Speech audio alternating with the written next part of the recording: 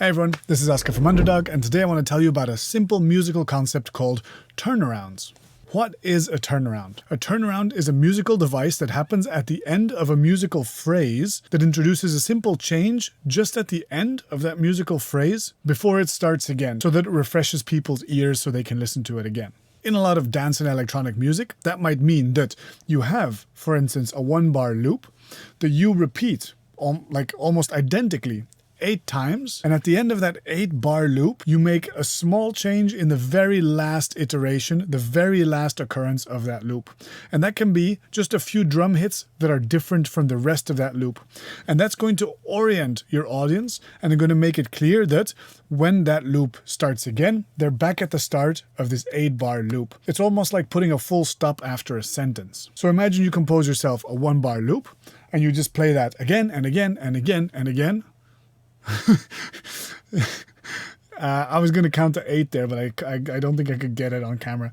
Again, so you play it 7 times, and then the 8th time that you're going to play it, you play it almost the same again, but you change just 1 or 2 drum sounds, or a lot of drum sounds, or you insert something new, or you subtract something. It doesn't matter. Something just has to change at the end of those 8 bars, and then it's going to refresh the listener and give them something to hold on to so they can subconsciously count along with the structure of your song. The only reason not to do any turnarounds is if you're working in very, very hypnotic techno, where the goal is to try and disorient your listener so they cannot count along with what you're doing. But in general, in most genres, turnarounds are a pretty good thing. They can be very overt, very in your face, or very subtle. For example, take this techno loop right here. This loop is a 1-bar loop. It repeats again and again and again and again, over and over and over and over. And the audience is going to get a little bit disoriented because there's no signal when they can expect some kind of change. So what we'll do is we'll just copy it across 8 times, and then in the last iteration we'll make a small change. So hear what this sounds like.